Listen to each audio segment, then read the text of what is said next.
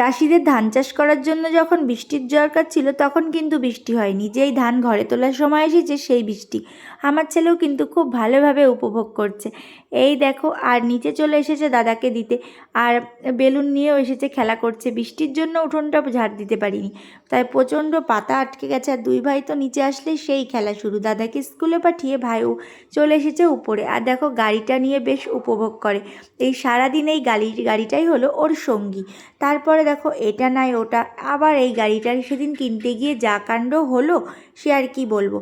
ঘুমাতে বলেছি, দেখো কত স্টাইল করে ঘুমাচ্ছে, কি যে দুষ্টুমি করে সারাদিন, কি আর বলবো। তারপরে দেখো এদিকে ঝড় উঠেছে, আর এদিকে লাবু দাদার ছেলে দেখো একা একা রাস্তা পার হচ্ছে। যাই হোক, তারপরে দেখো ঘুমাবে কোথায়? উঠে বালিশের ওপরে। ঘুমানোর তো কোনো জায়গারই ঠিক নেই। তারপরে এই গাড়িটা কিনতে গিয়ে যা হলো তোমাদের সাথে কি আর বলবো।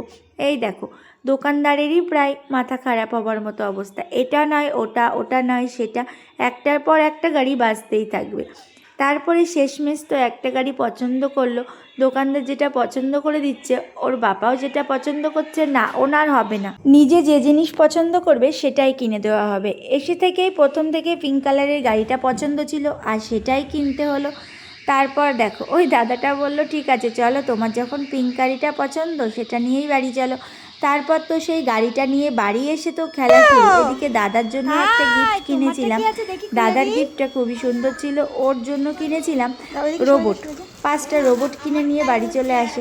তারপর যাই হোক, দেখো একটা মাকড়সা, তো আমি অনেক দিন ধরে খেয়াল করছি, দেখো কি সুন্দরভাবে জাল বুনছে, তোমাদের দেখাচ্ছি। এত সুন্দরভাবে মাকড়সা জাল। তারপরে আমরা রাত্রেবেলা রুটির সাথে কষা মাংস রান্না করেছি। আর এই দেখো, এই দাদাভাইটা কিন্তু আমার ছেলেকে খুব ভালোবাসে, যেখানেই যায় ওকে গিফট দেয়। এই দাদাভাইটা আমার ছেলেকে টাকা দিয়েছিল, বলেছিলাম দিতে না। তারপর তো মামা বাড়িতে গেছিলো, মামির শরীর খুব খারাপ ছিল, তার জন্য দেখো বোনের সাথে গিয়ে একটা ভিডিও করে নিয়েছি। আর সকালবেলা আমরা রান্না করেছিলাম সবজি দিয়ে মাছ। আর দেখো, শাড়ি পরতে আমার খুব ভালো লাগে, কিন্তু তেমনভাবে পরা হয় না। আমার সাথে শাড়ি পরলে তোমাদের কেমন লাগে সেটাও কিন্তু কমেন্ট করো। তাছাড়া আমার ছেলে দেখো প্রতি সপ্তাহে একটা দাদাভাই ওকে কত কত খাবার দেয়, আর নানা রকমের।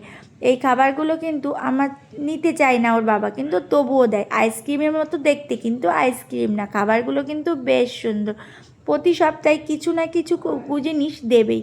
আর এক এক ধরনের জিনিস খেতে আমার ছেলেরও খুব পছন্দ। ওরা দুই ভাই তো খেতেও পছন্দ। ঘুমাচ্ছে, আর এক ভাই দেখো হাত দিয়ে দেখো দাদাকে সুড়সুড়ি দিচ্ছে যাতে দাদা উঠে পড়ে। তাহলে কি বলবো, আর দেখো দুষ্টুমিরা শেষ নেই। দুধু খাবে এখন, দুধু ও শোনা, দুধু দেবো, দাদাকে আর একটু সুড়সুড়ি দিয়ে দাও। দেখো কি এত, দেখো মাথায় শীত লাগছে বলে দেখো বালিশের উপরে চাদর পেতে দিয়েছি যাতে মাথায় শীত না লাগে। এত যত্নের পরেও কি করে যে ঠান্ডা লেগে যায়। এই গাছটায় দেখো কিভাবে উই পোকা লেগেছে। আমি তো জানতাম হয়তো জীবন্ত গাছে উই পোকা লাগে না, কিন্তু দেখো গাছটা তো মরেনি, তাও আবার উই পোকা লেগেছে। এইদিকে সকালে আমি গরম গরম খিচুড়ি আর বেগুন ভাজা করেছি, ছেলেকেও খাইয়েছি। এদিকেও বলছে পাপা চলো ট্রেন দেখে আসি, আর চলে গেছিলো ট্রেন দেখতে। তারপরে দেখো গাড়ি নিয়ে শুরু, টাটা।